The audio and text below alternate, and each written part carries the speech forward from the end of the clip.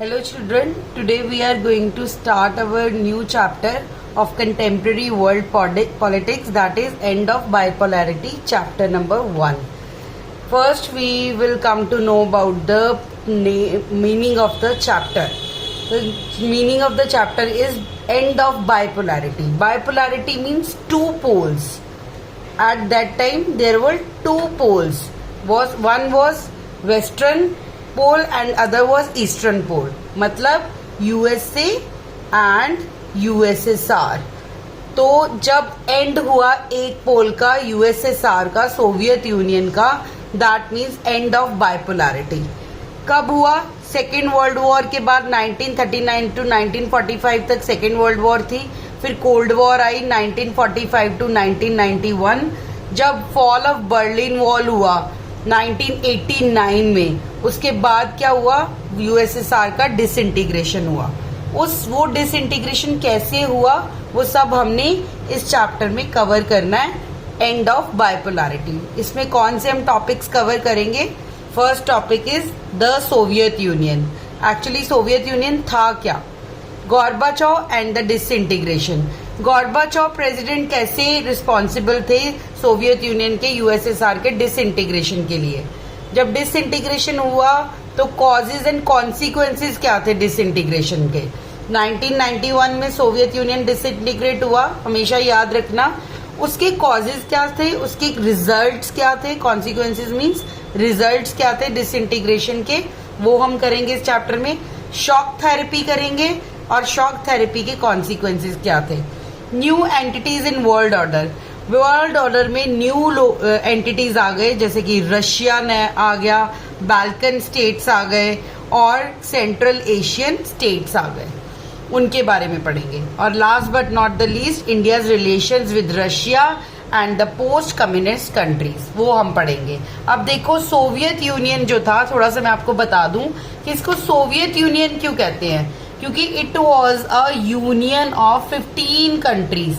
15 countries इकट्ठे होके union बनाते हैं, that is called Soviet Union और यूएसएसआर उसे कहा जाता था. That was known as. First country था उसमें Russia, Ukraine, Georgia, Belarus, Estonia, Latvia, Lithuania, Uzbekistan, Armenia, Azerbaijan, Kazakhstan, Kyrgyzstan, Moldova, Turkmenistan and Tajikistan. अब ये 15 कंट्रीज थे इंक्लूडिंग रशिया, और वैसे रशिया के साथ 14 कंट्रीज. अब इनमें से इन 3 कंट्रीज को, इस्टोनिया, लातविया, लिथुआनिया को बाल्टिक रिपब्लिक्स बोलते हैं. क्या बोलते हैं? Baltic republics. और जितने भी, एक हिंट दे रही हूँ, इस्तान जिनके पीछे आता है, ISTAN, जैसे Uzbekistan, Armenia, Azerbaijan, Kazakhstan, Kyrgyzstan, Tajikistan, Turkmenistan, ये सारी क्या है? सेंट्रल एशियन कंट्रीज हैं. और इन सबको क्या बोला जाता है? Commonwealth of independent state. जो बाद में डिसइंटीग्रेशन के बाद रशिया से स्टेट्स अलग हुई, चाहे वो बाल्टिक है, चाहे वो सेंट्रल एशियन है, उनको बोलते हैं कॉमनवेल्थ ऑफ इंडिपेंडेंट स्टेट्स. अब इसमें आप एक चीज देखो, आपके पेज नंबर 24 पे एक मैप दिया गया है जिसमें कि Commonwealth of independent states Russia दिखाया गया है. रशिया के साथ ये देखो नीचे सेंट्रल एशियन कंट्रीज दिखाए गए हैं, Turkmenistan, Tajikistan, Uzbekistan, Tajikistan, Georgia, Armenia, Azerbaijan, ये सारे क्या हैं? इसके सेंट्रल एशियन कंट्रीज हैं.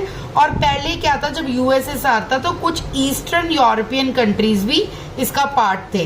तो ये सारी आपको central Asian, eastern European and Commonwealth of independent states सारे दिखाए गए हैं. आप इनको अच्छे से मैप को अपनी कॉपी में प्रैक्टिस करना, रशिया का मैप लेके आके, क्योंकि इसमें से क्वेश्चन आ सकता है. अब इसका एक और मैप है पेज नंबर 6 पे. हमेशा आपको पूरी पॉलिटिकल साइंस की बुक में बोला जाएगा कि फर्स्ट वर्ल्ड क्या होता है, सेकेंड वर्ल्ड, थर्ड वर्ल्ड होता है. फर्स्ट वर्ल्ड कौन है? फर्स्ट वर्ल्ड वो है जो डेवलप्ड कंट्रीज है, जैसे यूएसए है, ये ऑस्ट्रेलिया है, ये वेस्टर्न यूरोपियन कंट्रीज है, ये सारे फर्स्ट वर्ल्ड है. और रेड में रशिया और उसके सराउंडिंग कंट्रीज जो कि ईस्टर्न यूरोपियन कंट्रीज हैं. सेंट्रल एशियन कंट्रीज हैं, ये सारे क्या हैं, सेकेंड वर्ल्ड कंट्रीज हैं। और जितने कॉमनवेल्थ ऑफ इंडिपेंडेंट कंट्रीज है जो ब्रिटिश से जिनको फ्रीडम मिली है बाद में, वो सारे क्या हैं, थर्ड वर्ल्ड कंट्रीज कहलाते हैं। Now we are going to start our first topic, that is the Soviet system. Soviet system पढ़ने से पहले बेटा हम देखेंगे कि कोल्ड वॉर का एंड कैसे हुआ। 1945 में जो सेकेंड वर्ल्ड वॉर खत्म हुई 1939 टू 1945, उसके बाद क्या शुरू हुआ, कोल्ड वॉर शुरू हो गई। कोल्ड वॉर किसके बीच में शुरू हुई थी, यूएसए एंड यूएसएसआर के बीच में। It was actually not a war, it was a paper war which was on the papers. But वो वॉर कैसे खत्म हुई, कोल्ड वॉर, उसका एंड हुआ जैसे सेकेंड वर्ल्ड वॉर जो थी वो एंड हुई थी जापान के ऊपर जब अटैक किया था यूएसए से, यूएसए ने एटॉमिक बॉम्ब गिराया था, तो जो था सेकेंड वर्ल्ड वॉर का एंड हो गया था। इसी तरीके से कोल्ड वॉर कैसे खत्म हुई थी, फॉल ऑफ बर्लिन वॉल्स की वजह से। बर्लिन वॉल क्या थी, एक वॉल थी बिटवीन जर्मनी के दो पार्ट्स हो गए थे, West Germany and East Germany. जो वेस्ट जर्मनी था वो यूएसए के साथ था, जो ईस्ट जर्मनी था वो यूएसएसआर के साथ था। 8 यूरोपियन कंट्रीज थे जो पार्ट ऑफ यूएसएसआर बन गए थे after second world war. Actually क्या हुआ था, यहाँ पे एक वॉल बना दी गई थी। आप अगर कभी देखो अपनी बुक में तो जो चैप्टर की स्टार्टिंग है उसमें बर्लिन वॉल दिखाई गई है। इट वॉज बर्लिन वॉल 1961 में बिल्ट की गई थी और to separate East Berlin from West Berlin, East Germany को वेस्ट जर्मनी से अलग करने के लिए 150 किलोमीटर लॉन्ग एक वॉल बनाई गई थी। और फाइनली उसको 9 नवंबर 1989, मैंने आपको पीछे भी बताया, फॉल ऑफ बर्लिन वॉल 9 नवंबर 1989 को, ये याद रखना, ये सीयूईटी के क्वेश्चंस हो सकते हैं, आपके 1 मार्कर हो सकते हैं। बर्लिन वॉल को गिरा दिया गया क्योंकि जो ईस्ट यूरोप यूएसएसआर के साथ ईस्ट जर्मनी की जो कंट्रीज थी, ईस्ट यूरोपियन कंट्रीज थे, वो जो थे वो अपनी सेपरेट स्टेटहुड, सेपरेट कंट्री बनाना चाहते थे, तो उन्होंने ये जो वॉल थी इसको गिरा दिया। और जैसे ही वॉल गिरी, it was built in 1961 to divide Germany from East to West Germany. East Germany किसको सपोर्ट करता था, यूएसएसआर उसे सपोर्ट करता था, और वेस्ट जर्मनी को यूएसए। इस इवेंट से क्या हुआ, collapse of the second world हुआ, जिसमें कि USSR and the end of cold war हो गया। जैसे इस वर्ल्ड को तोड़ा गया, सोवियत यूनियन डिसइंटीग्रेट हो गया 1991 तक जाते जाते, और भी कंट्रीज ने अपनी फ्रीडम को ये जो इतने 15 कंट्रीज थे, इन्होंने अपने आप को सेपरेट कंट्री बनाने के लिए अपने आप को अनाउंस कर दिया, और end of the second world का एंड हो गया, जो कि यूएसएसआर जिसको बोलते हैं सेकेंड वर्ल्ड, उसको खत्म करके बर्लिन वॉल हटा के people making tiny hole in the wall, section of the wall open to allow free movement, and Berlin Wall as it stood before 1989 known to be known as the one of the reason of the end of the Cold War. The chapter explains the meaning, causes and consequences of the disintegration of the second world and shows what happened to that part of the world after the collapse of the communist regime. इस पूरे chapter में हम करेंगे कि जो second world, जिसको USSR बोलते हैं, उसका कोलैप्स कैसे हुआ, उसके क्या कोलैप्स होने के या डिसइंटीग्रेट कैसे हुआ, क्या हुआ उसके बाद कम्युनिस्ट रिजीम, इसको कम्युनिस्ट, यहाँ पे कौन सी गवर्नमेंट थी बेटा, कम्युनिस्ट गवर्नमेंट थी ना, तो कम्युनिस्ट रिजीम का एंड हो गया। तो ये सब कैसे हुआ, किसने किया, ये सारे हम शुरू से पढ़ेंगे कि एक्चुअली सोवियत सिस्टम था क्या। How India associates with these countries, कैसे इंडिया ने अपने आप को इन कंट्रीज के साथ, जो newly independent Commonwealth of independent countries थे, जो कि यूएसएसआर से अलग हुए थे, उनको अपने साथ कैसे उन्होंने एसोसिएट किया। The Soviet system, first point is, जो हमारा इंडेक्स का फर्स्ट पॉइंट है, that is Soviet system. Soviet system क्या है, सोवियत सिस्टम मीन बेटा 2 आइडियोलॉजीज उस टाइम पे वर्क कर रही थी। एक तो थी सोशलिज्म एंड दूसरी थी कैपिटलिज्म, ये याद रखना। क्या सोशलिज्म या कम्युनिज्म किसकी आइडियोलॉजी थी, यूएसएसआर की और कैपिटलिज्म यूएसए की।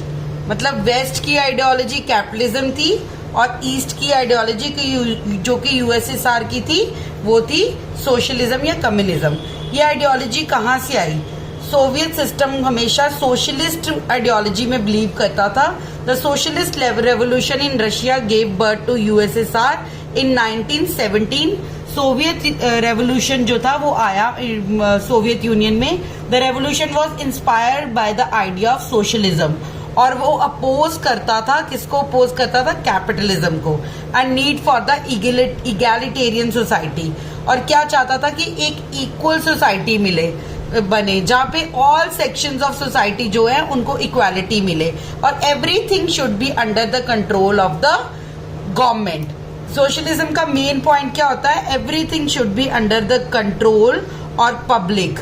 सब कुछ पब्लिक होना चाहिए, सब कुछ गवर्नमेंट होना चाहिए, कुछ भी इंडिविजुअल के पास नहीं होना चाहिए, बिल्कुल भी प्राइवेटाइजेशन नहीं होना चाहिए। और वहीं पे यूएसए की आइडियोलॉजी कैपिटलिज्म क्या कहती है? फ्री ट्रेड होना चाहिए, साथ में क्या होना चाहिए? प्राइवेटाइजेशन होना चाहिए, इंडिविजुअल ओनरशिप होनी चाहिए। इस तरह की आइडियोलॉजी बिल्कुल ऑपोजिट आइडियोलॉजी में। तो सोवियत सिस्टम जो था वो सोवियत रेवोल्यूशन के बाद इंस्पायर्ड होके सोशलिज्म पे बिलीव करता था in place of equal society में बिलीव करता था, कैपिटलिज्म में नहीं। But after second world war के बाद क्या हुआ? East European countries that Soviet army liberated from the fascist forces. अब फैसिस्ट फोर्सेस क्या है? जर्मनी की फोर्सेस को क्या बोलते हैं? Fascist forces. आपको पता होगा सेकेंड वर्ल्ड वॉर में दो ग्रुप्स थे, एक थे अलाइज, एक थे एक्सिस।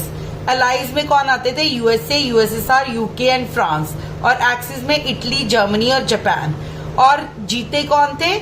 अलाइज, क्योंकि यूएसए ने जापान के ऊपर न्यूक्लियर बॉम्ब ड्रॉप कर दिया था। तो यूएसएसआर ने जर्मनी की फोर्सेस को से बचाया था ईस्ट यूरोपियन कंट्रीज को। मैंने आपको बताया बर्लिन वॉल बनी थी जिसमें ईस्ट यूरोपियन कंट्रीज जो थे वो अलग हो गए थे। 8 कंट्रीज थे, वो नंबर ऑफ कंट्रीज थे 8 थे और उन्होंने आके जोड़ा, किससे जुड़ गए थे? वो यूएसएसआर के साथ जुड़ गए थे, तभी United union of Soviet of socialist Russia बना था। तो वो केम अंडर द यूएसएसआर आ गए। This group of countries was called the second world. और इन सारी कंट्रीज को क्या बोला गया? Second world. जो कंट्रीज, ये सारी कंट्रीज सोवियत यूनियन के अंडर आई, 15 कंट्रीज, इनको क्या बोलते हैं? Second world. जो डेवलप्ड कंट्री हैं उनको फर्स्ट वर्ल्ड बोलते हैं। जो यूएसएसआर के साथ कंट्रीज थे 15 कंट्रीज इंक्लूडिंग रशिया, उसको सेकेंड वर्ल्ड बोलते हैं। और थर्ड वर्ल्ड वो बोलते हैं newly liberated Commonwealth of independent states, जो ब्रिटिशर्स से या किसी के अंडर से जो लिबरेट हुई हैं, वो उनको सबको बोलते हैं थर्ड वर्ल्ड ऑफ कंट्रीज। तो Warsaw pact military alliance held them together, और यूएसएसआर ने अपना एक मिलिट्री अलायंस बनाया, जैसे कि नाटो है यूएसए का मिलिट्री अलायंस, उसी तरीके से वार्सा पैक्ट है military alliance held together USSR का मिलिट्री अलायंस, ताकि अगर इन कंट्रीज में किसी को भी जरूरत पड़े तो अंडर द वार्सा पैक्ट उसकी हेल्प की जाए। और लीडर ऑफ द ब्लॉक कौन था? रशिया था। Then fourth point is the Soviet economy. ये सोवियत सिस्टम हम पढ़ रहे हैं सारा। द सोवियत इकोनॉमी वॉज इतनी डेवलप थी वो economy rest of the world से, एक्सेप्ट यूएसए से बस कम थी। बाकी पूरी दुनिया से सोवियत यूनियन की इकोनॉमी बहुत ही डेवलप्ड थी। सब कुछ वो खुद बनाते थे। उनका वास्ट कम्युनिकेशन नेटवर्क था, वास्ट एनर्जी रिसोर्सेज थे, ऑयल था, iron, steel, machinery, production with well connected transport था उनका हर सेक्टर के साथ। डोमेस्टिक कंज्यूमर इंडस्ट्री इतनी बढ़िया थी कि वो पिन से लेके प्लेन क्या कार्स तक खुद अपनी कंट्री में ही बनाते थे, कहीं से कुछ भी इंपोर्ट नहीं करते थे। और क्या था सोवियत सिस्टम में? Fifth point, but Soviet union lag behind the USA. मैंने आपको बताया सिर्फ वो इकोनॉमिकली बहुत डेवलप थे लेकिन यूएसए से पीछे थे, वेस्ट से पीछे थे। वेस्ट भी बोलते हैं यूएसए को, वेस्टर्न कंट्री। किस चीज में? टेक्नोलॉजी में, इंफ्रास्ट्रक्चर में, and could not fulfil political aspirations of the people. लोगों को वैसा पॉलिटिकल सिस्टम नहीं दे पा रहे थे जैसा कि यूएसए ने दिया हुआ था। इन चीजों में वो पीछे थे। 6 पॉइंट था सोवियत सिस्टम का, लैक ऑफ डेमोक्रेसी। उनकी कंट्री में कोई डेमोक्रेसी नहीं थी, क्योंकि क्या था, सोशलिज्म था, सोशलिज्म या कम्युनिज्म, जिसके under everything was under the control of the public और government. There was no privatisation, even every industry, everything was under the control of the government. लोगों को absence of freedom to speech थी। One party system था। कौन सी party work करती थी वहां पे? Communist party. Only one party was there was no other party. Uni party system represented by communist party. Employment जो थी बहुत थी, कोई अनएम्प्लॉयमेंट नहीं थी। Everything was the state and the government ownership. This was the Soviet system. Now Soviet system है तो उसके कुछ ड्रॉबैक्स भी होंगे। What were the drawbacks of Soviet system? अब सोवियत सिस्टम तो हमने पढ़ लिया बेटा। नाउ हम ये पता करेंगे कि सोवियत सिस्टम के क्या ड्रॉबैक्स थे जिसकी वजह से डिसइंटीग्रेशन हो गया सोवियत यूनियन का। सबसे पहले था bureaucratic and authoritative. The Soviet system, however, became very bureaucratic and became very authoritative, making life very difficult for its citizens. Actually, there was a very difficult system for the citizens. They were not even able to speak. They don't have the right to speak. उनके पास बोलने तक का right नहीं था। उनके पास कोई private property रखने का हक नहीं था। जो ब्यूरोक्रेसी थी वहां की, वो बहुत ही डोमिनेट करते थे उन लोगों को। ये सबसे बड़ा ड्रॉबैक था सोवियत सिस्टम का। फिर लैक ऑफ डेमोक्रेसी थी। जो लोग थे उनके पास देयर वर नो राइट्स, और in the absence of freedom to speech, stifled people who often express their dissent in jokes and cartoons. कई बार लोग इतने लैक ऑफ डेमोक्रेसी की वजह से दुखी हो जाते थे कि वो अपना उनके पास राइट टू स्पीच नहीं था, तो वो अपना जो डिसेंट था, अपना गुस्सा था, वो किस पे निकालते थे? In terms of jokes and cartoons और जोक्स बना बना के उसमें से अपना गुस्सा निकालने की कोशिश करते थे। किसी को भी सोवियत यूनियन में लैक फ्रीडम टू स्पीच नहीं थी। वहां पे वन पार्टी सिस्टम था, दैट वाज कम्युनिस्ट पार्टी। उसी में से ही आपको चुनना है। There is no other option for the people to choose anybody from any other party, because there was only uni party system. Uni party होता है one party system, bi party होता है टू पार्टी, एंड इंडिया की तरह multi party होता है जहाँ पे बहुत सारी पार्टीज होती हैं। लेकिन सोवियत यूनियन में कम्युनिस्ट पार्टी का सिस्टम था, वन पार्टी सिस्टम। एंड वो कम्युनिस्ट पार्टी भी अनअकाउंटेबल थी लोगों के सामने। वो अपने आप को किसी के सामने किसी तरह से भी आंसरेबल नहीं समझती थी। जो भी वो काम करते थे उसके लिए लोग उनसे कोई भी क्वेश्चन नहीं कर सकते थे। And take people as granted, और लोगों को बस ऐसे ही समझा जाता था कि उनका कोई नो हाउ नहीं है, जो है वो बस कम्युनिस्ट पार्टी है। फिर उसका फिफ्थ ड्रॉबैक था कि USSR was a group of 15 countries. चाहे वो 15 कंट्रीज का ग्रुप था, जो कि मैंने आपको सारी कंट्रीज बताई हैं, फिर भी उनमें से 15 कंट्रीज थे, लेकिन 14 को डोमिनेट कौन करता था? 14 countries were dominated by Russia. सिर्फ अकेला रशिया उन 15 कंट्रीज में से 14 कंट्रीज को डोमिनेट करता था। सोवियत यूनियन में आर्म रेस चल रहा था बिकॉज ऑफ यूएसएसआर की इकोनॉमी उस आर्म रेस की वजह से वेपन्स बनाने के उसमें कि हमें वेपन्स बनाने, हमें न्यूक्लियर वेपन्स बनाने, हमें वेस्ट की तरह यूएसए की तरह अपने आप को हाईली इक्विप्ड आर्म रेस में दौड़ना है। उसके चलते हुए उनकी अपनी इकोनॉमी इतनी वीक हो गई कि उनका पूरा सिस्टम ही बैकवर्ड हो गया। USSR system was backward from USA और West and politically as well as economically. दोनों तरह से यूएसए का जो सिस्टम, यूएसएसआर का सिस्टम था, वो बहुत ही ज्यादा बैकवर्ड था। चाहे वो टेक्नोलॉजी है, चाहे इंफ्रास्ट्रक्चर है, चाहे ट्रांसपोर्ट है, चाहे पावर है, हर चीज को लेते हुए यूएसएसआर का सिस्टम यूएसए के सिस्टम से बैकवर्ड था, economically as well as politically. Politically तो ऐसे था कि वो लोगों की एस्पिरेशंस को पूरा नहीं कर पा रहे थे, ना उनको राइट टू स्पीच दे पा रहे थे, ना तो राइट टू वोट दे पा रहे थे, और इकोनॉमिकली वो ना तो टेक्नोलॉजी अच्छी अपनी बना सकते थे, उनकी तरह बना रहे थे, लेकिन not at the par with the USA. Ninth drawback था कि वॉर विद अफगानिस्तान इन 1979। 1979 में वॉर हुई थी यूएसएसआर की अफगानिस्तान के साथ, वो भी जो थी उसने भी सोवियत सिस्टम को बहुत ही वीकन कर दिया।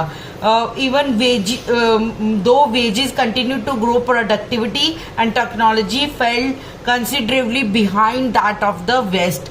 जितना भी फूड प्रोडक्ट्स जो भी थे चीजें बन रही थी, लेकिन वो compete नहीं कर पा रही थी मार्केट में यूएसए के प्रोडक्ट्स के साथ।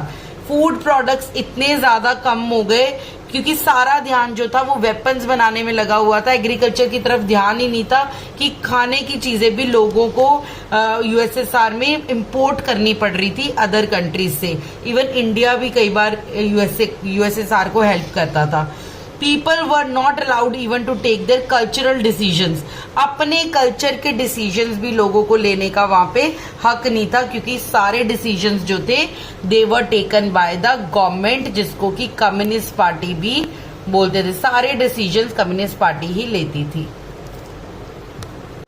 और बेटा हमने ड्रॉबैक्स ऑफ सोवियत यूनियन कर लिए हैं सारे। अब हमारा सेकेंड टॉपिक है Gorbachev and the disintegration. Gorbachev का क्या रोल था रशिया के डिसइंटीग्रेशन में? तो हमारे इसमें बुक में हमारे पास 7 जो प्रेसिडेंट्स हैं यूएसएसआर के, उनके बारे में बताया गया है। ये छोटे बॉक्सेस के अंदर यहाँ पे बॉक्स, इनको हमने पढ़ना है। सबसे पहले थे Vladimir Putin, Joseph Stalin, Nikita Khrushchev, Leonard Brezhnev, Mikhail Gorbachev, Boris Yeltsin and Vladimir Putin. अब हम पढ़ेंगे सबसे पहले मिखाइल गोर्बाचोव के बारे में, because he was the main leader who was responsible for the disintegration of USSR. 1985 से लेके 1991 तक, जबकि रशिया यूएसएसआर डिसइंटीग्रेट हुआ, Gorbachev was the president. He was the general secretary of the communist party.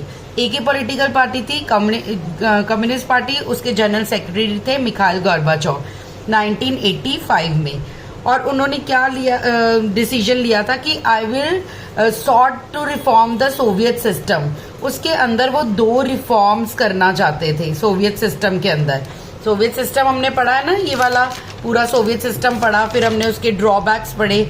उस system को थोड़ा सा change करना चाहते थे वो।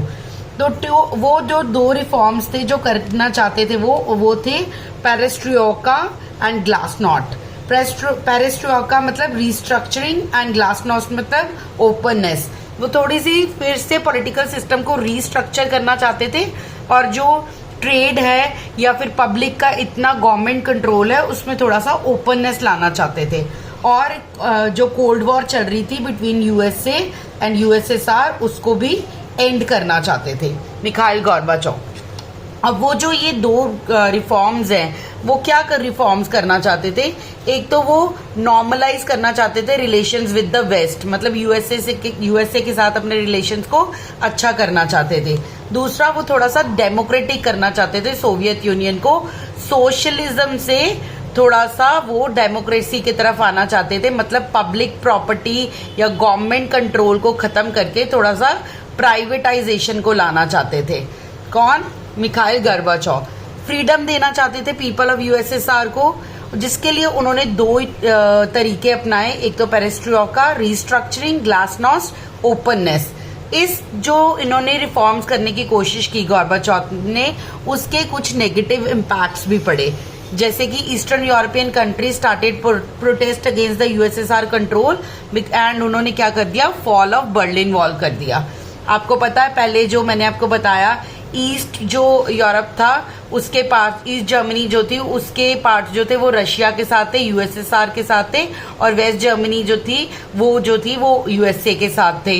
ये 7 कंट्रीज थे। इसके बीच में एक वॉल थी जिसका नाम था बर्लिन वॉल। तो ईस्ट यूरोपियन कंट्रीज ने प्रोटेस्ट शुरू कर दिया कि हमें ये वॉल गिरानी है, और उन्होंने 1989 में ये वॉल गिरा दी। और ये इम्पैक्ट था रिफॉर्म्स का, क्योंकि उनको लगा कि गोर्बाचोव जो है, अगर वो यूएसए को, वेस्ट को इतना प्रमोट कर रहा है, तो हमने रशिया के साथ रह के क्या करना है। तो ये पहला पॉइंट था, इसका नेगेटिव रिफॉर्म का इम्पैक्ट था। दूसरा, rapidly escalating crisis with in the USSR, USSR के अंदर ही क्राइसिस जो थे वो बहुत तेजी से बढ़ रहे थे। जितने भी 14 रिपब्लिक्स थे वो अपने आप को इंडिपेंडेंट करना चाहते थे यूएसएसआर से और अपने इंडिपेंडेंट कंट्रीज बनाना चाहते थे। तीसरा, जो लीडर्स थे कम्युनिस्ट पार्टी के वो गोर्बाचोव के रिफॉर्म्स के साथ खुश नहीं थे, they were opposing the reforms. चौथा क्या था, कूप इन 1991। कूप क्या होता है, तख्ता पलट होता है जिसमें कि मिलिट्री जो है अपने अंडर कर लेती है पूरे कंट्री को और कोई पार्टी या कोई भी लीडरशिप नहीं होती।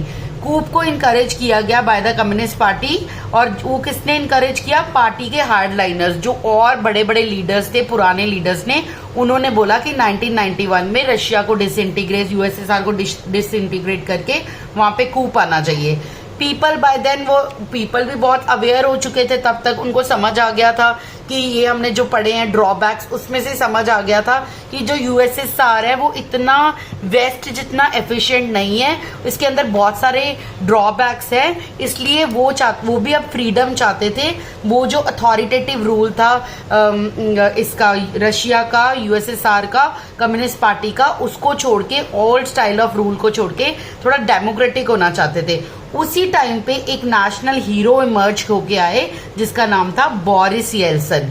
बोरिस येल्सन ने गोर्बाचोव के बाद 1991 टू 1999 तक वहां पे रशिया में रूल किया। अब बोरिस येल्सन क्या थे, वो एक नेशनल हीरो थे जो कि कूप में सामने आए, जो मिलिट्री कूप हुआ, तख्ता पलट हुआ फ्रॉम पॉलिटिकल। बोरिस येल्सन 1991 जब रशिया डिसइंटीग्रेट हुआ इन द ईयर 1991, तब से लेके 1999 तक नेशनल हीरो की तरह कूप में सामने आए, जो मिलिट्री कूप वहां पे आया था।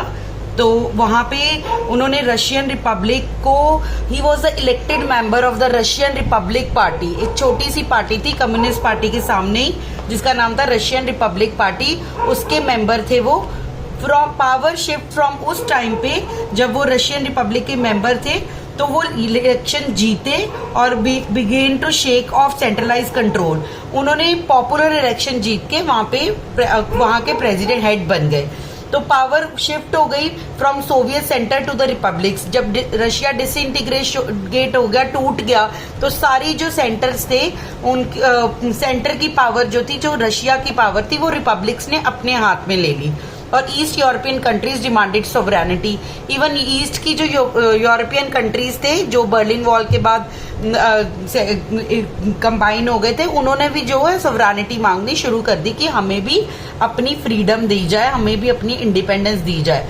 तो दिसंबर 1991 में under the leadership of Boris Yeltsin, Russia, Ukraine and Belarus, 3 major republics of USSR ने अपनी फ्रीडम को डिक्लेयर कर दिया और डिसबैंडन कर दिया, सोवियत यूनियन को छोड़ दिया और एक सेपरेट रिपब्लिक बन गए।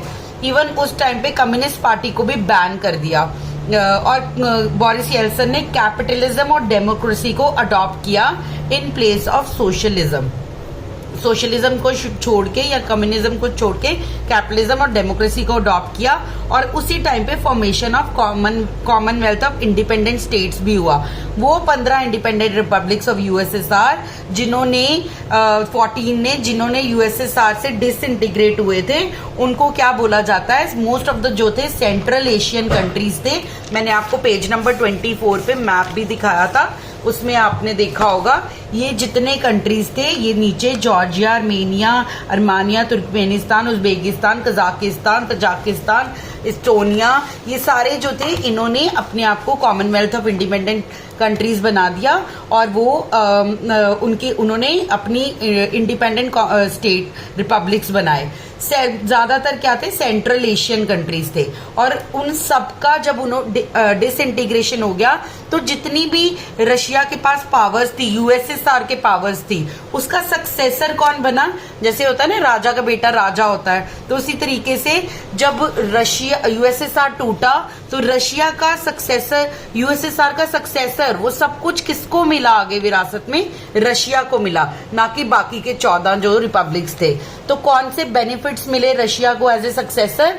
सबसे पहले तो यूनाइटेड नेशन सिक्योरिटी काउंसिल की जो परमानेंट सीट थी, मेंबरशिप थी, जो कि 5 परमानेंट मेंबर्स हैं, 5 जिनके पास क्या होता है, वीटो पावर होती है, वो किसको मिली? वो सीट विरासत में रशिया को मिली। और बाकी के कौन से 5 परमानेंट मेंबर्स हैं? China, France, UK, USA and Russia, ये 5 मेंबर्स हैं। लेकिन यूएसएसआर की वो जो national United state nation security council की सीट थी, वो रशिया को मिली। जितने भी इंटरनेशनल ट्रीटीज थे जो यूएसएसआर ने किए थे, कमिटमेंट्स किए थे, वो सब रशिया ने एक्सेप्ट किए और even took over as only nuclear state and carried out nuclear disarmament. Nuclear state का Russia, USSR was a nuclear state, तो वो न्यूक्लियर स्टेट भी रशिया ही बना और उसने बहुत सारी ट्रीटीज साइन की यूएस के साथ कि वो अब न्यूक्लियर डिसआर्मामेंट करेगा, आगे से कोई भी न्यूक्लियर वेपन्स नहीं बनाएगा। So old Soviet union was dead and buried. इस टाइम पे ओल्ड जो बोरिस येल्सन ने सारा जो ओल्ड सोवियत यूनियन का सिस्टम था उसको खत्म करके दफन कर दिया था। Why did Soviet union disintegrated? अब मेन रीजन है कि जो सोवियत यूनियन है वो टूटा क्यों, उसके क्या रीजंस थे? सबसे पहले तो internal weakness of the Soviet system, वो पॉलिटिकल और इकोनॉमिक वीकनेसेस, दोनों पॉलिटिकल भी थी और इकोनॉमिक भी थी।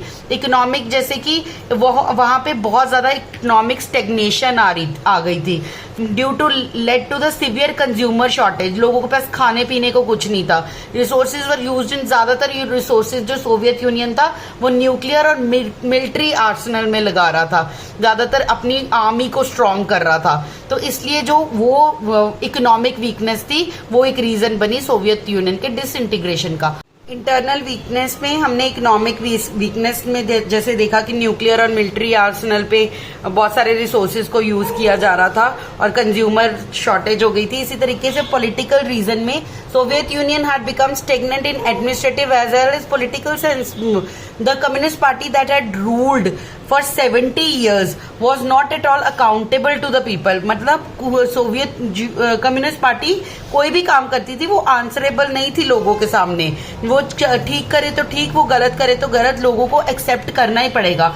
Party bureaucrats gain more privileges. जो पार्टी के ब्यूरोक्रेट्स थे, हाई लेवल ऑफिशियल पुराने लोग थे, उनको ज्यादा प्रिविलेजेस दी जाती थी, जबकि लोगों को कुछ भी नहीं पूछा जाता था। इवन कंज्यूमर शॉर्टेज आ गई थी, बहुत ज्यादा खाने पीने की चीजें नहीं थी लोगों के पास। सब कुछ अब 1991 में जब डिसइंटीग्रेशन हुआ सोवियत यूनियन का, इसी रीजन से हुआ कि चीजें इंपोर्ट की जा रही थी from other countries.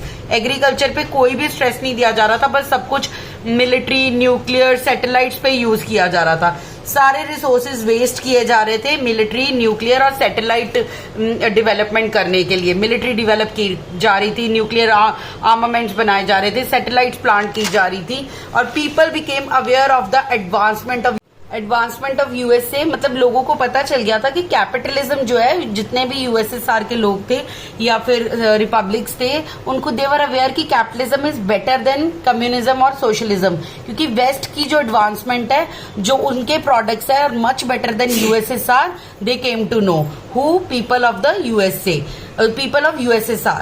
Administration and political stagnation, not only one party, because of the communist party के रूल की वजह से, क्योंकि all rights were given to communist party किसी को कुछ नहीं और रूल्स राइट्स देती थी। एडमिनिस्ट्रेटिव और पॉलिटिकल स्टेग्नेशन भी आ गई थी, कुछ ग्रोथ नहीं हो रही थी, बस वहां पे जो कम्युनिस्ट पार्टी करती थी, मतलब इट वाज जस्ट स्टैग्नेंट, एक जगह पे सब कुछ खड़ा था। लूजिंग पॉपुलर सपोर्ट, लोग जो यूएसएसआर था वो अपनी सपोर्ट जो था लोगों के बीच में खोता जा रहा था, लोग उसको अपोज करने लग गए थे और यूएसए को ज्यादा सपोर्ट करने लग गए थे। क्यों? क्योंकि यूएसएसआर का जो एडमिनिस्ट्रेशन था वो बहुत स्लो था, करप्ट था, सेंट्रलाइज था, सब कुछ पब्लिक हैंड्स में था, कुछ गवर्नमेंट हैंड्स में था, कुछ भी प्राइवेटाइज नहीं था, and not willing to give और allow more openness in government.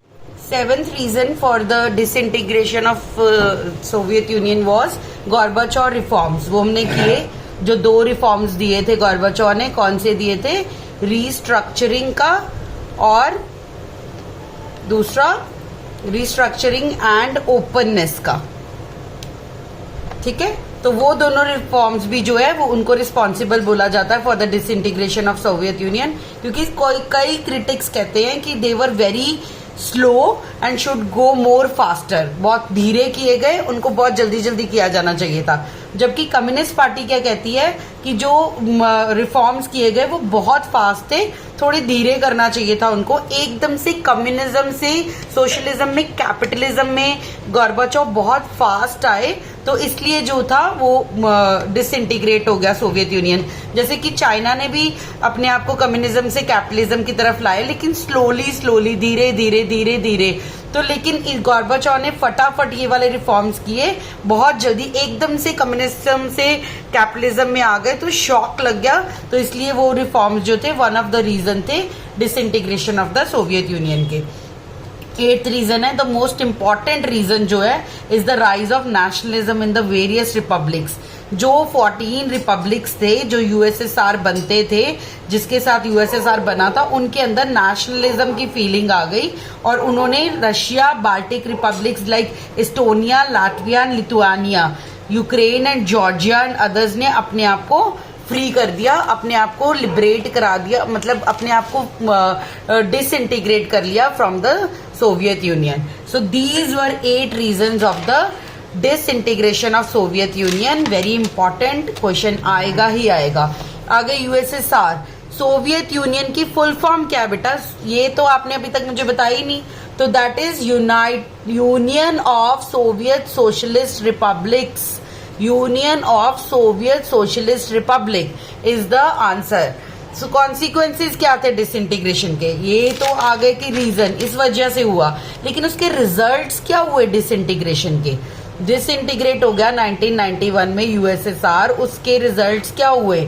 सबसे पहला most important result was and of cold war. Cold war खत्म हो गई, जो कि 1945 से 1991 तक यूएसए और यूएसएसआर के बीच में कोल्ड वॉर थी, उसका एंड हो गया। It is known as the end of ideologies. कौन सी दो आइडियोलॉजीज? कम्युनिज्म एंड कैपिटलिज्म की आइडियोलॉजी का एंड हो गया, डिस्प्यूट्स खत्म हो गए और आर्म रेस जो थी न्यूक्लियर वेपन्स वाली वो भी खत्म हो गई। क्यों? रशिया अपने आर्म्स को अच्छा कर रहा था, क्योंकि उसकी कोल्ड वॉर चल रही थी यूएसए के साथ, इसलिए वो उसकी डोमेस्टिक इंडस्ट्री वगैरह हैम्पर हो रही थी। तो this was the biggest result. Second was power relations in world politics changed. The end of Cold War opened two possibilities, either to become multipolar, जो डिसइंटीग्रेट हुए 14 रिपब्लिक्स, उनके पास दो ऑप्शन थे, या तो वो मल्टीपोलर हो जाए, सब जुड़ जाए, या फिर यूनिपोलर वर्ल्ड जो है रहने दो, एक ही ब्लॉक रहेगा यूएस से। तो यूएसए उसके बाद सेकेंड डिसइंटीग्रेशन के बाद एक ही ब्लॉक बचा, that was USA. Third was consequence was capitalist economy वो बिकेम डोमिनेंट। हर कंट्री ने कैपिटलिज्म लाइक मतलब प्राइवेटाइजेशन को अपनाया और पब्लिक और कम्युनिस्ट सोशलिज्म को छोड़ दिया। Fourth consequence was emergence of many new countries. बहुत सारे न्यू कंट्रीज इमर्ज हो गए। सम वांटेड टू ज्वाइन ईयू और नेटो। नेटो पता है ना आपको, यूएस का मिलिट्री अलायंस है, जैसे कि यूएसएसआर का वार्सा था। तो इस तरीके से Baltic countries like Estonia, Latvia, Lithuania और ईस्ट यूरोपियन कंट्रीज जो थे उन्होंने यूरोपियन यूनियन और नेटो को ज्वाइन कर लिया। और कुछ रशिया के साथ ही रहे, जैसे कि Central Asian countries due to closeness of location with Russia, वो अपने रशिया के साथ ही रहना चाहते थे। कईयों के इंडिपेंडेंट एस्पिरेशन थे, वो कजाकिस्तान और 11 अदर कंट्रीज थे, जो बाद में उन्होंने कॉमनवेल्थ ऑफ इंडिपेंडेंट कंट्रीज जो थे वो बन गए और वो सेपरेट हो गए। अब इन सब की वजह से, डिसइंटीग्रेशन की वजह से क्या आई? Shock therapy I.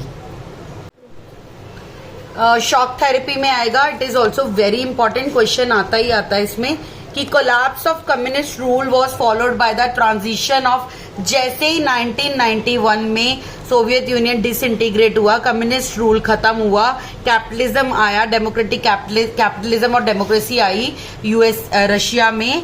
उसके बाद क्या हुआ? ट्रांजिशन हो गया। अथॉरिटेरियन सोशलिज्म से लोगों ने कैपिटलिस्ट सिस्टम को रशिया में अडॉप्ट कर दिया। ये पेनफुल ट्रांसफॉर्मेशन जो यूएसएसआर में आया वो क्या था, अथॉरिटेरियन सोशलिस्ट सिस्टम से डेमोक्रेटिक कैपिटलिस्ट सिस्टम, ये अडॉप्ट किया गया, इसको छोड़ दिया गया, तो उसको बोलते हैं शॉक। एकदम अथॉरिटेरियन सोशलिस्ट सिस्टम से डेमोक्रेटिक कैपिटलिस्ट सिस्टम में आना मतलब शॉक, ये शॉक थेरेपी थी। ये मॉडल ऑफ ट्रांजिशन क्या था, किसमें आया, Russia, Central Asia, East European countries, और इसको किसने इन्फ्लुएंस किया, वर्ल्ड बैंक ने और इंटरनेशनल मॉनेटरी फंड में। Came to be known as shock therapy. Russia, Central Asia, East European model जो है वो चेंज हुआ from socialism to democratic capitalism, और इसको इन्फ्लुएंस किया वर्ल्ड बैंक ने और आईएमएफ ने। Varied in intensity and speed था। टोटल एक्चुअली क्या था शॉक थेरेपी, बहुत ही ज्यादा अलग इसकी इंटेंसिटी और स्पीड थी। बहुत जल्दी से इन्होंने कम्युनिज्म से अपने आप को कैपिटलिज्म में शिफ्ट किया और टोटल शिफ्ट कर दिया, धीरे धीरे नहीं किया, सब कुछ कम्युनिज्म से कैपिटलिज्म में कन्वर्ट कर दिया, पूरी इकोनॉमी को कैपिटलिस्ट कर दिया एकदम से। प्राइवेट ओनरशिप दे दी, डोमिनेंट वो सबसे बड़ा डोमिनेंट फैक्टर था, जितना भी पब्लिक और गवर्नमेंट था सबको प्राइवेट कर दिया, और ड्रास्टिक चेंज किया अपने एक्सटर्नल मैटर्स ऑफ इकोनॉमी में। फ्री ट्रेड शुरू कर दिया, डायरेक्ट फॉरेन इन्वेस्टमेंट शुरू कर दी, मतलब ड्रास्टिक चेंजेस किए।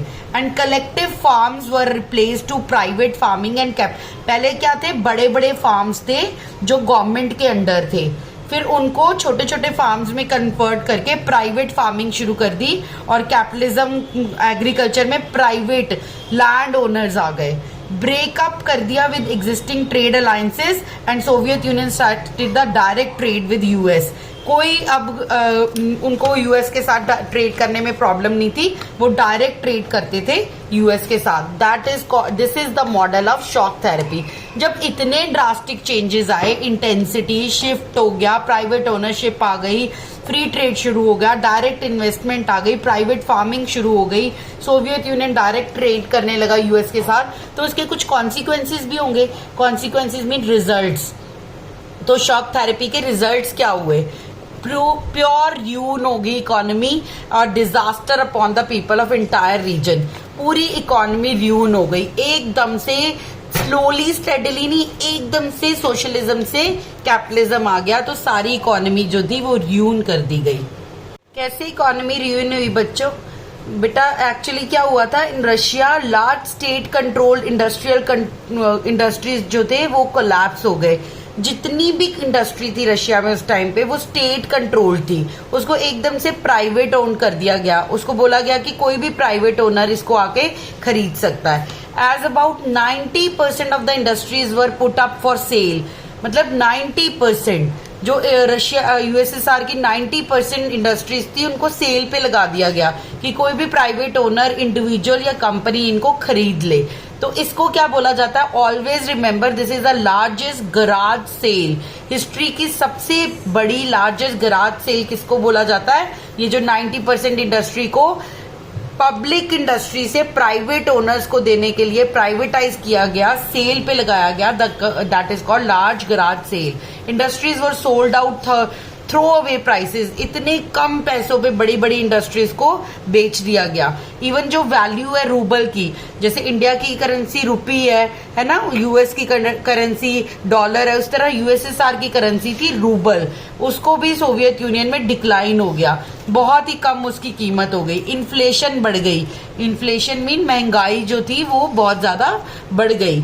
People lost all their savings, जितने भी लोगों ने पैसे जोड़े हुए थे वो सब उनके खर्च हो गए। कोई भी फूड सिक्योरिटी नहीं थी, इवन फूड जो था वो दूसरी कंट्री से मंगवाना पड़ रहा था, क्योंकि जो कलेक्टिव फार्म्स थे, आपको मैंने बताया ना पीछे, कलेक्टिव फार्म्स को हटा के प्राइवेट फार्म्स कर दिए गए, तो गवर्नमेंट अब कोई भी सब्सिडी नहीं दे रही थी, कुछ भी नहीं हो रहा था, तो इसलिए खाना जो था वो फूड जो था इम्पोर्ट करना पड़ रहा था, क्योंकि अब सब कुछ जो था वो प्राइवेटाइज हो गया था।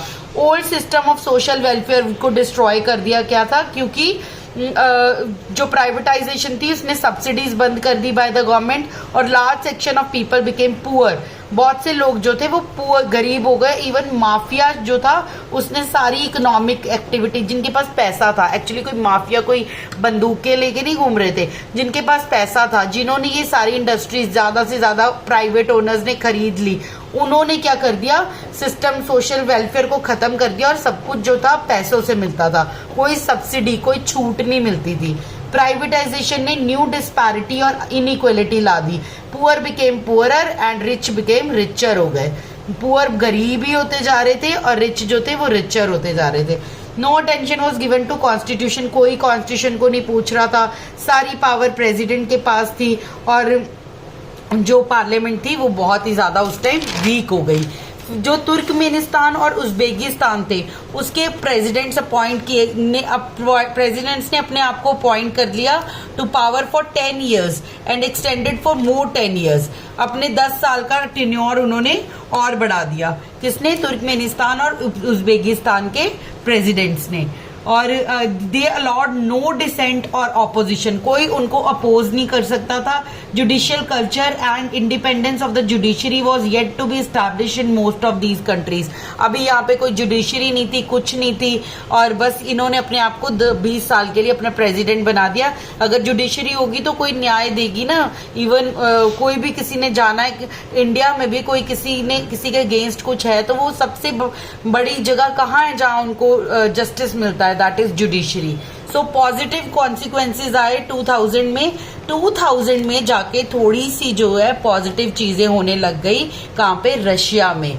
कौन सी वो पॉजिटिव चीजें हुई कि उनकी इकोनॉमी ने 10 साल बाद थोड़ा सा रिवाइव किया। कौन से रीजंस थे जिससे रशियन इकोनॉमी थोड़ी रिवाइव हुई थी? एक तो उन्होंने नेचुरल रिसोर्सेज का एक्सपोर्ट शुरू किया, ऑयल, नेचुरल गैस, मिनरल्स और गैस दूसरे कंट्रीज को बेचना शुरू किया। फिर दूसरा पॉइंट था सम अमाउंट ऑफ मैन्युफैक्चरिंग भी स्टार्ट कर दी थी, iron, steel industry, even planes, even nuclear weapons, ऐसी बहुत सारी इंडस्ट्रीज उन्होंने शुरू कर दी थी। 2000 में जाके रशियन इकोनॉमी थोड़ी सी रिवाइव हुई। Tensions and conflicts in former Soviet republics कौन से थे? जहां पे इतना सब हुआ उसमें टेंशंस भी तो आए होंगे ना सोवियत रिपब्लिक्स में। Most of the Soviet republics ने 14 रिपब्लिक्स ने अपने आप को डिसइंटीग्रेट कर लिया फ्रॉम यूएसएसआर। तो अब उन 14 रिपब्लिक्स में भी तो कुछ प्रॉब्लम्स आई होंगी आफ्टर देयर डिसइंटीग्रेशन आफ्टर 1991। वो भी टॉपिक है, उसके भी क्वेश्चन आ सकता है, very important. Most of the Soviet republics are prone to conflicts and many have had civil wars. मतलब इन्होंने अपने आप को यूएसएसआर से अलग तो कर लिया लेकिन इनके यहाँ पे सिविल वॉर्स जो थे वो शुरू हो गए, आपस में एथनिक ग्रुप्स जो थे वो लड़ने शुरू हो गए। और दूसरा बी पार्ट इसका और टेंशन चेचनिया और दागिस्तान जो थे, आपको बताया ना मैंने, जितने सेंट्रल एशियन कंट्रीज हैं जो पार्ट ऑफ यूएसएसआर के, उनके पीछे इस्तान लगता है। तो चेचनिया और दागिस्तान जो थे उनमें वायलेंट सक्सेशनिस्ट मूवमेंट हुए। मतलब उन्होंने कौन वहां पे रूल करेगा उस बेसिस पे वहां पे लड़ाइयां हुई। सिविल वॉर्स हुए अजरबैजान में, जॉर्जिया में, वहां पे नगर्नो कराबाख लकौल नाम के आर्मेनियंस थे जिन्होंने सिसीड कर दिया, आर्मेनिया को अपने अंडर कर लिया। और जॉर्जिया में भी demand for independence between 2 provinces हो गई, जो जॉर्जिया के अंदर से 2 प्रोविंसेस ने बोला हम अलग हो जाएंगे। चेकोस्लोवाकिया में भी स्प्लिट हो गया, चेक और स्लोवाक दोनों अलग हो गए और 2 कंट्रीज बना दिए। Even Ukraine, Kyrgyzstan, Georgia were fighting over river water leading to instability and making life difficult for ordinary people. पानी के ऊपर उनकी लड़ाइयां हो रही थी, यूक्रेन, किर्गिस्तान और जॉर्जिया की। और उसके बाद सेंट्रल एशियन रिपब्लिक्स एरियाज जो थे वो वास्ट हाइड्रोकार्बन रिसोर्सेज थे उनके पास, which have brought them economic benefits, जैसे कि गैस, ऑयल, ये सब उनके वहां पे, स्टील, आयरन बहुत ज्यादा था। सेंट्रल एशियन रिपब्लिक्स कौन से होंगे आप बताओ जिनके पीछे इस्तान लगता है? तुर्कमेनिस्तान, अजरबैजान, तजाकिस्तान, ये सारी सेंट्रल एशियन रिपब्लिक्स थे। उनके भी रिसोर्सेज रिवाइव होने लगे और उनको बेनिफिट मिलने लगे। Central Asian has become a zone of competition between outside powers. Central Asia में बहुत सारा ऑयल था, तो बहुत सारी outside power, USA, India, USSR, ये और भी कंट्रीज हैं, दुबई, ये सऊदी अरेबिया, ये भी सब लोग इसके ऊपर आउटसाइड पावर्स भी कंपटीशन करने लगे इनको अपने अंडर करने के लिए, क्योंकि they have vast resources of oil. जो रीजन्स थे next to Russia, China, Afghanistan and Pakistan and close to West Asia, ये सारे रीजन्स जो थे मैंने आपको बेटा मैप पे दिखाया है। जो सेंट्रल एशिया है that is very close to so many countries like India, Afghanistan, Russia, China, Pakistan. तो ये वेस्ट एशिया जो है वो उसके साथ भी इनके अच्छे रिलेशन रखना चाहते थे, क्योंकि यूएसए क्यों अच्छे रिलेशन रखना चाहते थे उनके साथ, क्योंकि यूएसए वहां पे सेंट्रल एशियन कंट्रीज, ये इस्तान वाली जो है वहां पे यूएसए अपने मिलिट्री बेसिस बनाना चाहता था।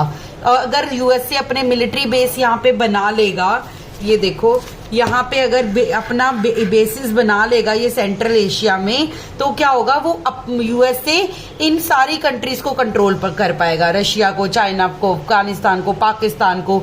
तो ये जो है रीजन पे वो यूएसए इन रीजन्स को, सेंट्रल एशियन रीजन को पैसे देके वहां पे बेस बनाना चाहता था, मिलिट्री बेस, कि वहां पे एरोप्लेन्स जो है वो फ्लाई कर सके और किसी भी टेरिटरी और वॉर के लिए अफगानिस्तान और इराक जो है उसको उसके ऊपर अटैक किया जा सके। और उसके बाद in the Balkan region, Yugoslavia, severe conflict took place after 1991. The broke apart, वो टूट गया, with several provinces like Croatia, Slovakia, Bosnia, Herzegovina, और उन्होंने भी अपनी इंडिपेंडेंस डिक्लेयर कर दी। This was tensions and conflict between the former Soviet republics which got independence from the USSR. उनकी 1991 में क्या प्रॉब्लम्स हुए, this is a very important topic. बेटा लास्ट टॉपिक है India and post communist countries.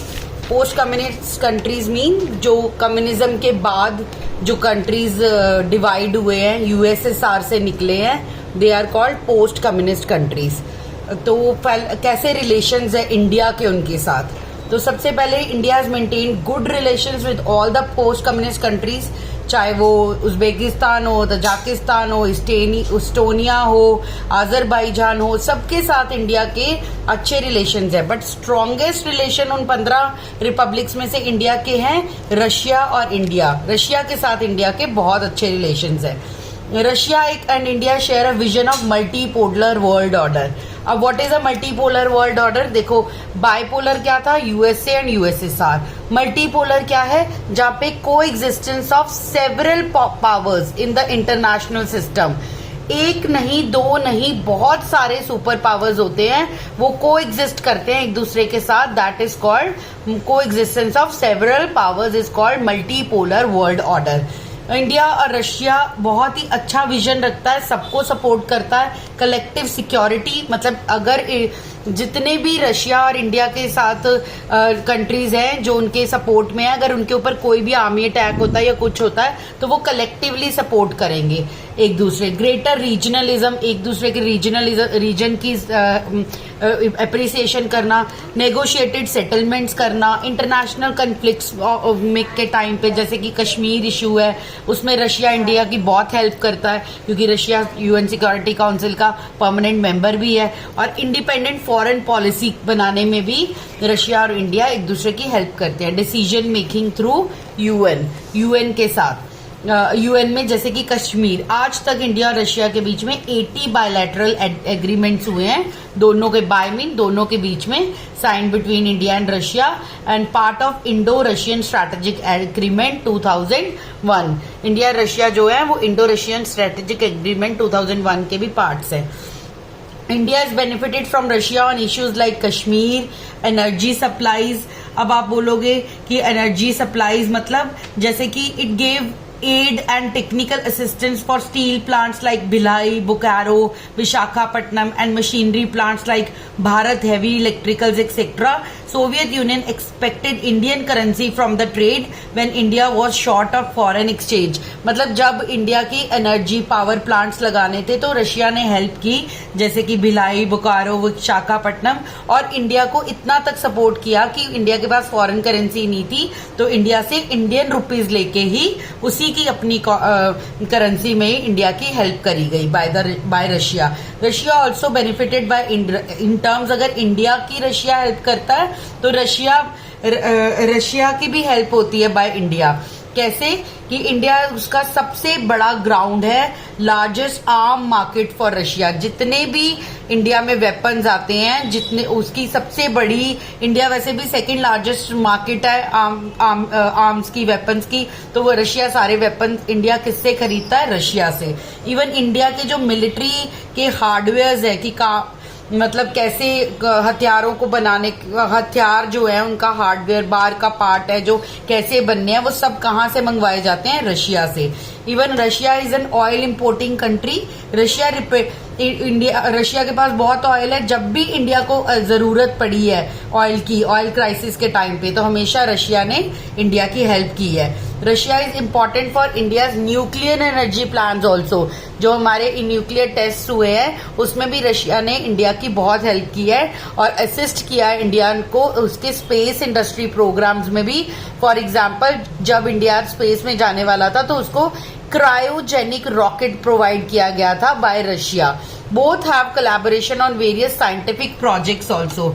बहुत सारे scientific projects जो हैं उनके ऊपर भी जो है रशिया जो है इंडिया की हेल्प करता है. जैसे कि कोई इन्वेंशंस करने हैं, कोई मेडिसिन बनानी है या कोई और साइंस रिलेटेड प्रोजेक्ट्स हैं, उनके ऊपर भी रशिया इंडिया की बहुत सारी हेल्प करता है. अब पॉलिटिकली इंडिया की कैसे हेल्प करी है रशिया ने सपोर्ट किया हमेशा इंडिया को कश्मीर इशू पे. और suppose look at this, you can study this from this paragraph as well, कि जब वॉर हुई थी 1971 में, वॉर इंडिया पाकिस्तान की, तो इंडिया ने को सपोर्ट किया था सोवियत यूनियन ने फॉरेन पॉलिसी में, इनडायरेक्ट वे बहुत अच्छे से यूएन में इंडिया को सपोर्ट किया गया था बाय रशिया. मिलिट्री में हार्डवेयर सारा जो है वो सोवियत यूनियन से मंगाया जाता है. सोवियत यूनियन बहुत सारे एग्रीमेंट्स से भी अलाउ करता है इंडिया को, जो इंडिया और रशिया के बीच में 80 बायलैटरल एग्रीमेंट्स भी साइन है. इवन कल्चरली भी हिंदी फिल्म्स और Indian culture is very popular in Soviet union and large number of Indian writers and artist visited the USSR. बहुत सारे इंडियन राइटर्स और फिल्म मेकर्स यूएसएसआर में शाहरुख खान, सलमान खान सबको अच्छे से जानते हैं. So this was the last topic, beta. I have completed this chapter. Please like, subscribe and follow my channel. I will help you out with more chapters, questions, questionnaires, MCQs, and you can connect to my Instagram for notes of this chapter. Please like and subscribe. Thank you very much.